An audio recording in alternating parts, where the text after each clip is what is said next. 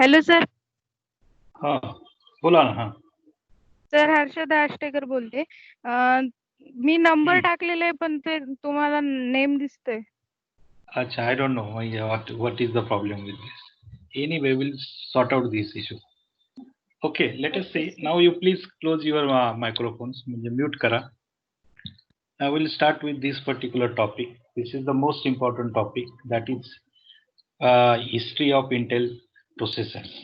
So you know the importance of processor and what is basically a microprocessor. So we say microprocessor is a single chip on a is a CPU on a single chip, that is normally called as a microprocessor. That is the definition of microprocessor. And if you see this microprocessor leading, this is pioneer of microprocessor is Intel. In fact, this is a leading manufacturer, and there is no competitor as such to the Intel as far as processors, processor quality, inventions, and maybe the future upgradations. If you see, in entire 90% of the entire world market is captured by Intel processors, and hardly 10%, maybe 5-7%, maybe the AMD processor, that is advanced micro devices processors, and remaining 4-5% are Cyrix and some other processors are in the market. But leading processor is this, and it is not from now, as we have to see the history of these Intel processors. So here in this history, it is first processor that is started somewhere in 1971. So in today's lecture, I was supposed to complete up to Pentium processor, and then Pentium 2 to 49 processor we may see tomorrow. Let's see how much time we get, and accordingly we'll finish up to Pentium processors. So when you talk about processors, I believe you have a certain concepts of processor in mind. I mean, whenever you talk about the processor, you always know what is address bus, data bus, control bus, maybe CPU or maybe ALU, then flag registers, say maybe core segment registers, queues, then execution unit, bus interface units, how this data is moved from one, then maybe instruction cycles, then execution, decoding of instruction, all this is the basic concept of for any microprocessor. Now if you start some microprocessors history or importance about any microprocessor, so you should know what is the name of a microprocessor, maybe in history where at which year this processor is developed, then maybe number of transistors were present on each CPU. Then what is the data width, or what is the number of bits that can be processed by a ALU at one time. That decides the data bus width or maybe bus width of that processor. It may be from 8 to almost 64 bit. And what other important is what is the speed of processor, that is how much clock, what is the clock frequency, and more the clock frequency, obviously the higher will be the speed of processor. These are three slides. Later on you can go through these particular slides. Details of these slides I am going to explain from this particular slide. As this indicates, somewhere Intel started first microprocessor introduced in 1971. Please mute your microphone. So here this microprocessor, first microprocessor developed in 1971. The name given by this Intel is 4004. Reason behind this is that it was a 4-bit microprocessor, and it has having a memory of 4 kilobytes main memory. If you see the chip of this chip shows it is of something like a 16-pin chip.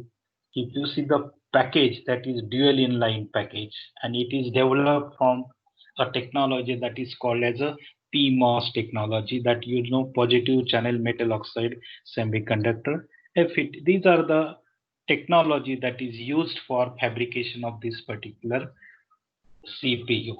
This CPU has got it is having about 23 transistors, and obviously it has the CPU. But only when you talk about the 4-bit processor, that means only 4 bits can be processed. That is ALU of only 4 bit. Immediately after, in a 1 year, another processor in between.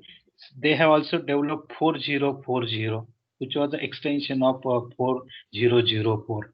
After 1 year, in 1972, this 8008 is developed, and this is compared with the 4004. It is 8-bit microprocessor, and memory is increased from 4 kilobytes to 16 kilobytes. Almost it is having 48 instructions.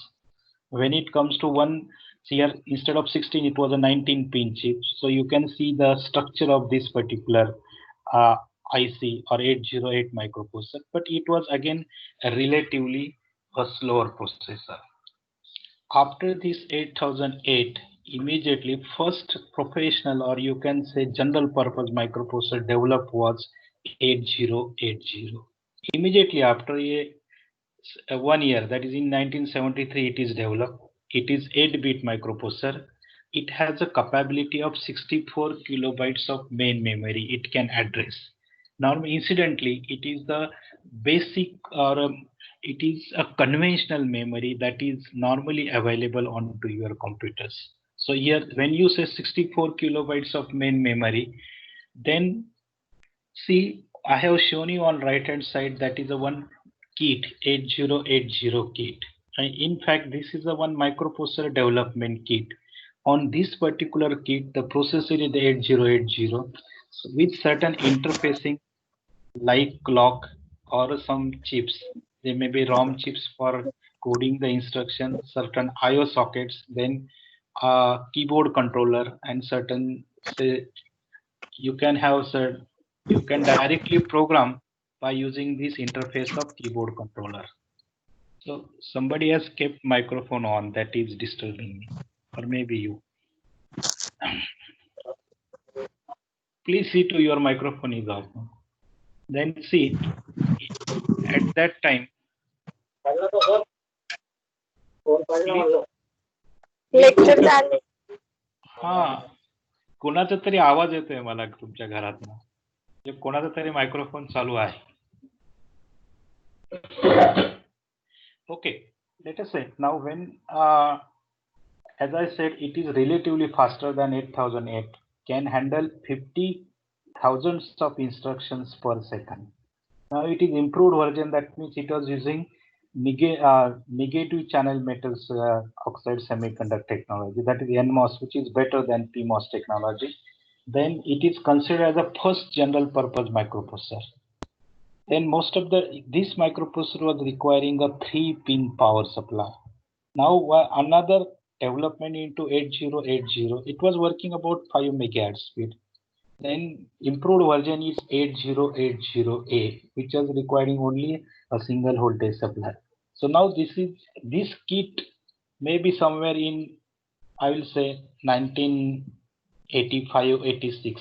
At that time, whenever students were studying microprocessor, either they were using 8080 or they are using 8085 processor. At that time, this is a practical kit, which you are familiar. Probably you have done some practicals on a microcontroller kit. This microcontroller kit or 8085 practical kits or experimental kit is very similar.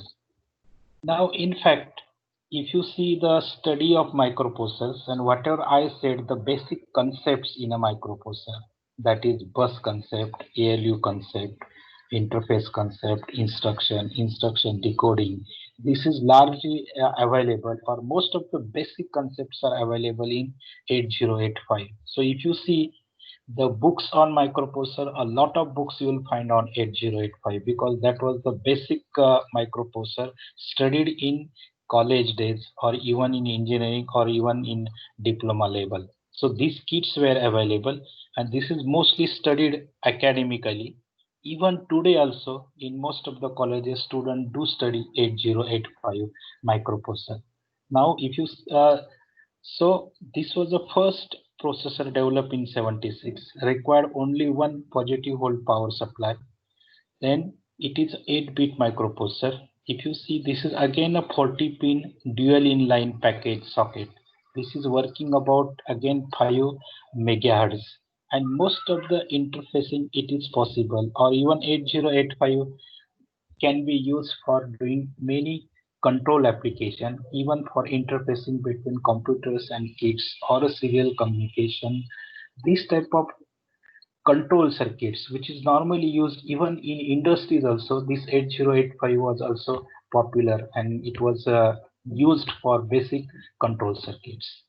After this Intel 8085, this was the processor which became popular mostly in industry. Even academicians also studied this 8086 and 8085. It is developed 2 years later, somewhere in 1978. As I said, it is the industry standard. This is 16-bit microprocessor. When you say 16-bit, obviously ALU can perform the instructions, or ALU can take a data 16 bits simultaneously, and it can do add, subtract, multiply. These similar operations can be done simultaneously on 16-bit data. That is why, as the data bus width is 16-bit, hence it is called as a 16-bit microprocessor. Another important feature is that it can address up to 1 MB memory against earlier microprocessor. When you say 1 MB memory, as you know, if you have a 16 address lines, you can, at the most, you can address a memory of 64 kilobytes. When you say 1 MB memory, to address 1 MB memory, you require additional 4 lines. That means 16 plus 4, it will give 20 address line. And if you have a 20 address line, that is 2 raised to 20, then that will give you what is called as a 1 MB memory. As you are familiar, 2 raised to 10, that means if there are 10 address lines, you can address 1 KB of memory. Okay, if you have 11 address line, you can have 2 KB of memory. 12 address lines, 4 K of memory. Like 16 address lines, it will go to 64 kilobytes of memory. If you go on adding this, that means 17 will go for maybe 128 kilobytes of memory. If you have 18 address lines, it will go to 256. For 19 lines, it will go to 512 kilobytes. If you have a 20 address lines, then it will go to 1 MB of main memory. So you know the relation between address lines and the maximum memory that it can address. As you know, any memory, it is actually you address the byte. Every byte is addressable. I mean, every byte has a unique digital address, and that address will be a 20 bits address. As I said, this also has a 16-bit data bus width.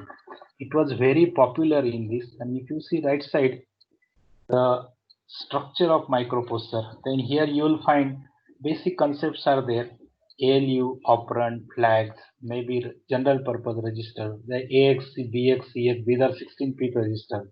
Then stack segment, base segment, segment instruction register. Like you have a certain segments and instruction pointers, etc. Then accordingly you have a execution unit as well as bus interface unit, and here the concept of prefetch queue, that is queue concept, that is when one instruction is being executed, already one next instruction is already fetched in a queue. This particular concept was developed in 8086. Then after 8086, Intel developed this 8088 processor, and in fact from this 8084, whenever we say that IBM launched its PC, and in fact this IBM first processor that is used in IBM PC was 8088. So this was developed in somewhere in 1984-85. These IBM PCs were very popular, and in fact, in all the college days, even when I joined somewhere in 1990 in government polytechnic, and from 1992-93 onwards, I have used this particular IBM PC having processor as 5 MHz. Maybe hard disk is hardly of a this is of hardly 5 MB hard disk was there, very big size, and this is 8088 processor. If you see, this is on right hand side, you will see the motherboard of that particular 8088 CPU. At the same time, you will find lots. These are the ether slots are there, that is the old slots. Then if you see on a right hand side, you will find this is the bank. This is all the memory banks, and at that time memory was very costly.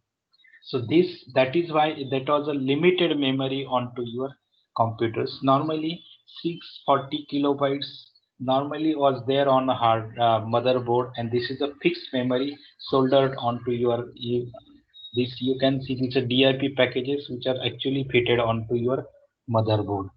But anyway, this was the first processor which was capable of it was working on what operating system, something like a DOS or disk operating system, maybe version up to 1 to 2.3, 3.0. That operating system version was there, and you used to do a simple programming like BASIC, Fortran, COBOL, those type of operation, or simple word processing. That type of applications was possible on this particular processor using 8088. Then after that, between 8088 and 80286, another processor launched by Intel was 80186. It was not basically included here because 80186 largely for catering the needs of industry. If you see 80186 is the architecture which falls under the category of microcontroller. So at this stage, you know the difference between microprocessor and microcontroller. Normally, microprocessors are used in a computers, maybe for computing purpose.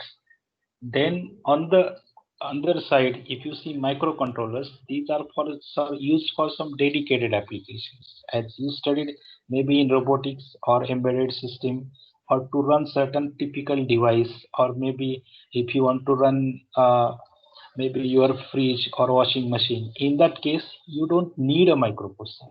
For that, you need certain all aspects of a processor which is built inside a chip. That is what we said, something like you need a CPU, but at the same time you also need a peripherals. You need RAM and IO. So all these are for this IO and all this. Another chip that was developed is microcontroller. So this is the 80186. Then after this 80186, the next processor launched by Intel is 80286. Again, like 80286, also we received somewhere in 1992 in government polytechnics. And I worked on these also. The speed was about 20 to 25 megahertz. Then the memory was about 1 MB memory was there for this. 1 MB, 2 maybe. Maximum memory that can address was 16 MB. But as the memory was very costly, so even if you get a 1 MB memory, that was much more memory for executing most of the softwares available at that time. So this is basically a 16-bit microprocessor, and it has got a memory management and protection. So this CPU are allowed to work in real mode or in protection mode. Then instruction execution time was very much reduced because clock speed is increased, and at the same time it is working with the 16-bit microprocessor. It has got a very good features, something like memory management. So memory was effectively used because earlier computers used to work with only 64 kilobytes conventional memory. If you have an upper memory that is higher than 64 kilobytes, then how it should be used?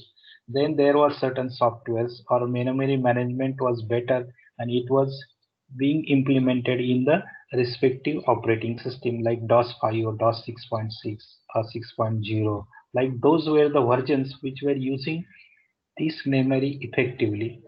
Then the concept of pipelining was also introduced in 8086, 80286.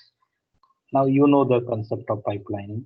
Then multitasking, that means not only one task, but you can have a multiple tasks simultaneously, and you can switch between the tasks, as we say in a taskbar. At that time, again, there was no graphical system, but even though not the graphical system, but it was capable of handling multiple tasks simultaneously.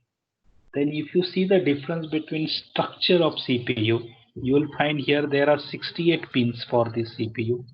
There is no leads like DIP pins. In fact, it was packed in a one package that is called as a PGA package, pin grid array. which is having 68 pin. At the below, here this particular package is shown, which you can directly insert in a PGA socket. So automatically these connections will be made. If you see again, this is somewhat advanced structure inside structure. As the number of transistors are increased, capacity is increased, 16-bit registered. So ALU is somewhat powerful. Then its execution unit is same. Address unit it is now capable of. When you say 16 MB memory, so obviously you need to have 24 lines to meet this particular 24 address lines. So that is why you said A0 to A23 lines are there here on right hand side. These are the address pins. Data pins are also D0 to D15. Otherwise prefetcher, or if you see each and every control say block, hopefully you now are aware about the functions of each block. Then after this 80286, the new processor came into market, and this was nothing but the 80386 processor. In fact, I remember that somewhere in 1994, I purchased this particular first PC for my own work. At that time, I was doing my ME work, and that ME I was doing certain graphics in C. So to work that particular, I have purchased this, and it was costing something 26,000 with black and white monitor and VGA. The graphics is there, and it was having a processor Intel DX2, that is 386DX. That is the name was given to this. And if you see the package is now changed. So this is 132 pin PGA package. So here again this is, as this is a processor which has to be just this particular socket, as you see, it is a ZIF socket, that is zero insertion force socket. You just have to place that CPU above this, and you have to pack that CPU. The lighter version of this S was come with what is called as a i386SX. It was also having a 16-bit data bus. If you see some of the good features of it, it is the first 32-bit microprocessor, and also called as i386 or 386. So it has got 32-bit data bus, as well as it has got what you say, this is a 32-bit address bus. So when you have a 32-bit address, then it will address up to 4 GB RAM. But data bus is only, it is of a 16-bit, and it can also be changed to, later on it was changed to 32-bit bus.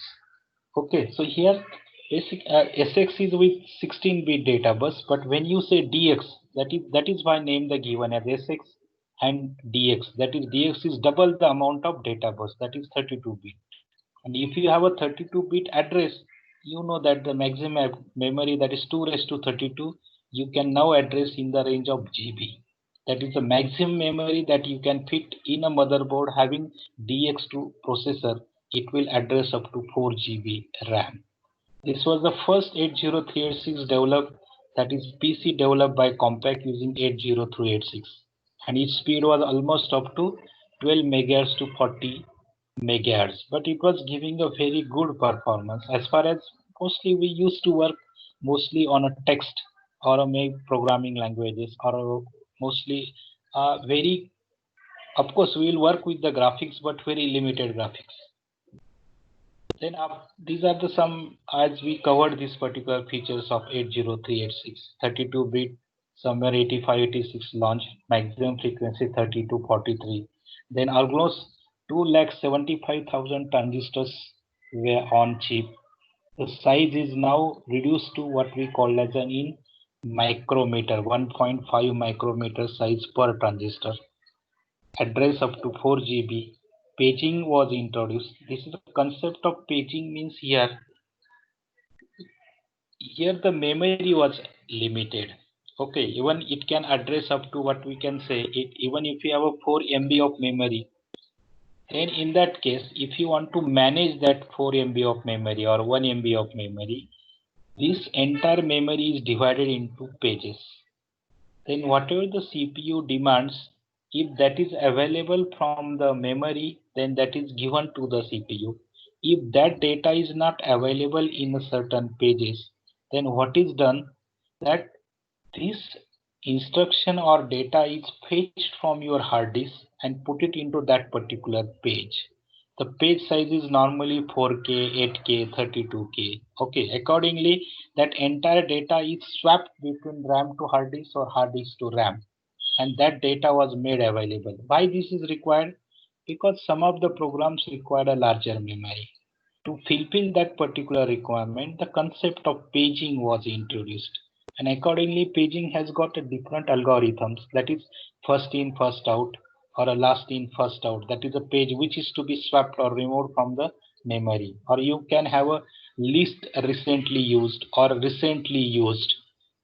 The page which is not used, probably that is not likely to be used again. So that page was to be swapped out and another page was taken into a memory from hard disk. That is the concept of what we call as an paging. In fact, this was the best selling microprocessor somewhere in 92 93.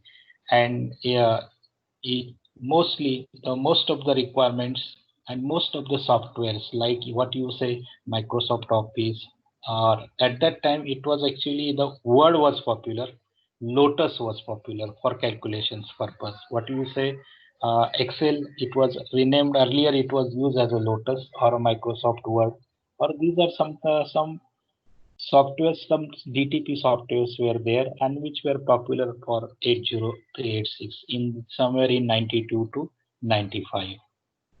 Now we'll consider this as the last CPU and then we'll stop here so that from next lecture onwards we can start freshly with the Pentium processor. In fact, this is a 80486 processor. It is the last processor in the 80 series, launched somewhere in 1989. It is 32-bit microprocessor, just like 386. It is 4 GB memory it can access, but its execution speed was almost 40 million instructions per second. So this is relatively a very fast CPU. The concept of cache memory was introduced in 80486 CPU. So 8K cache was there on your CPU itself. That is what we have studied cache. So you can say L1 memory of 8K was there on your CPU package itself. It was also using the concept of pipelining. Instruction get executed in a 1 clock rather than the 2 clock used in a 386. So obviously the speed is drastically increased. Number of pins from 132 it is increased to 168 pin. Again, this is pin grid array package. So this is a 486 processor. Now if you see, this is a motherboard now of a motherboard which is using CPU as 80486. Now I think if you see this CPU now or some motherboard, you can understand now because most of the things we have already studied now. So if I'll say on left, we'll start with this keyboard socket. That is a DIN keyboard socket. Next time probably after this lecture we may go for keyboard and mouse, all this. So this is a DIN socket that is used for this keyboard. Then this is a clock battery, which is somewhat different than what we used to in a CMOS battery. Then you can see we have studied something like what is 8-bit ISA bus. So this is small bus which we have already studied. Then if you see there are 5 slots which is consist of 16-bit ISA slots. Then you have a chip, separate chip, that is keyboard controller 8279. Nowadays we don't have in our next chips. We'll find that this is this is keyboard controller is now included in your chipsets. You can also see there are 2 chipsets. One closer to this is North Beach Opti chipsets, and this is small. This is catering the need of what we call as this IO peripherals. This is taken care by this Opti chipset. Then this is onboard cache. That is the L2 cache. This is here if you find this. Then this is a BIOS which we are going to study, EMI BIOS, where you can set the settings of motherboard and the configuration of the motherboard, and during runtime you can have this. This is particular power socket, that is 20 pin power socket, which actually power supply is given motherboard through this particular socket. And you will find these are the RAM chips, DRAM chips. So these are the two different slots, and if you see, these are the something like these. You can have 1, 2, 3, 4 slots are provided. Either you can use these two slots, or you can use either these two slots. So these are the memories provided. So as we have studied in detail, so I don't think we need to go details about this. But when you talk about 80486 architecture, in this architecture, what is the difference compared to earlier? You'll find that there is a floating point arithmetics. In fact, floating point arithmetics was introduced in right from 2088 to 2087 was this microprocessor. But when you talk about the 86 processor, 80286, then you have a microprocessor that is 2080287. Similarly, 3086 processor, you have max processor 30387. For this also 80486 is the processor, and to help to for floating point arithmetic, it has got a supported math coprocessor, because some, yeah, actually you know why you would need a floating point, mostly for graphics and some calculations with high precision or high accuracy. In that you need a floating point calculation, so that math processors are used. You see the bus is of 32-bit bus. Then these are all what you can find. This is ALU. Now after this, the basic structure, if you see, the cache was here, the cache control, cache memory was here, paging unit was here. Then this is what we called as an how to access this and how to use effectively memory, how this memory is to be divided by the segmentation. Ultimately, all this data was brought down to your ALU process this particular data and then give it to the memory. Then this is the memory, how this memory can be managed. Everything memory as well as address bus was of 32 bus. And if you see this bus interface, this is for external world. That is how this data can be transferred from your CPU to the external. Maybe here this address drivers are there, data bus transceivers. If you want to transfer the data out of CPU or take inside the CPU, this is there. Then this is a queue register, and this is instruction decoding. And this is a control and protection circuit which takes care of your execution of your instruction. So this is the somewhat a complex architecture. But remember, 80486 was a very good processor, very powerful processor, and in fact it was very popularly used till 2000. Then somewhere in 2000, after this 80486, this scheme of naming stopped. In fact, Intel cannot continue with the 80586. In fact, instead of giving the name as 80586, because before Intel giving the name as 8056, AMD and some other devices came into the market with the processor having 8056 as architecture. And this has decreased, in fact, this, due to this, the market of this Intel was affected. And there are also certain problems, legal problems as well as brand problems. So hence, from this 80486, Intel discontinued its 86 processor names, and from that onwards, they came up for their brand names and from copy issues. So what we say intellectual rights and copy issues. To overcome these particular issues, they come up with the processor and they have given the name Pentium. That is, this was the fifth architecture, and Pentium means 5. That is, in fact, that is why they have given the name this particular processor as a Pentium processor, and they came into the market with Pentium processor, which is much 5 times faster than your 804X processor. So this is all about some half information about development of Intel 80, Intel families. Probably this is just for a history purpose and just to have some idea that how Intel has been developed or over the age, how this microprocessor has developed right from 4004 to 80486, and how this concept was slowly grown and matured, and this is developed into a good and faster processor. So every time you will find the address bus is with memory address is increased, data bus is increased, clock bus is increased, some of the additional facilities are implemented into your CPUs. So this is all about I want to take today this about this lecture. From next lecture onwards, we'll start with the NTM as such. And as usual, if you have got any difficulties now, you can ask me the difficulties.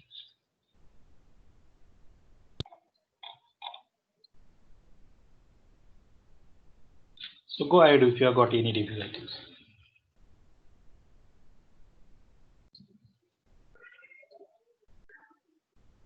Have you understood now? Hello, can you hear me? Sir, can you explain again the paging concept? Concept paging concept. Paging concept Yes. म्हणजे काय असतं? Page म्हणजे थोडक्यात एक साधा आपलं पुस्तकाचं page घ्या असं विचार करू आपण की आपलं पुस्तक आहे आणि पुस्तकातलं काय जे लागतं ते आपल्याला आपण काय करतो ते पुस्तक उघडतो पेज आणि आपण बाहेर काढतो आणि वाचतो. बरोबर आहे. आता असं विचार करू की ते पुस्तक आपलं हार्ड डिस्क मध्ये आहे असं ऑर्गनाइज केलेलं आहे. आता सगळं पुस्तक आपल्याला मेमरीमध्ये घेता येईल का? नाही घेता येणार. बरोबर आहे ना. मग सीपीयू ला जे काही लागेल ते त्याने हार्ड डिस्क मधनं काढून तुला मेमरी मध्ये आणावं लागेल ना. मग त्याच्यासाठी काय लिमिटेड पेजेस असतील. इथं एक 15 समजा 20 पेजेस आहेत. त्या 20 पेजेस मधलं जर 21वं पेज आणायचं असेल तर कोणतं तरी पेज बाहेर काढावं लागेल आणि दुसरं पेज आत मेमरी मध्ये घ्यावं लागेल. बरोबर आहे. म्हणजे जो काही डेटा असेल तो हार्ड डिस्क मधनं काढून मेमरी मध्ये आणावा लागेल. आपण त्या मेमरी मधलं जे अगोदरचं आहे ते मग कोणतं काढायचं? जे आतापर्यंत उपयोग झाला नाही, जे लिस्ट रिसेंटली यूज असेल, त्याचे कदाचित थोडं फ्युचर मध्ये गरज पडणार नाही, असं त्याला परत हार्ड डिस्क ते बाहेर काढायचं आणि त्याच्याऐवजी ते लोड करायचं. त्याला या कन्सेप्टला म्हणतो आपण पेजिंग कन्सेप्ट. ठीक आहे. Okay sir. हो. अजून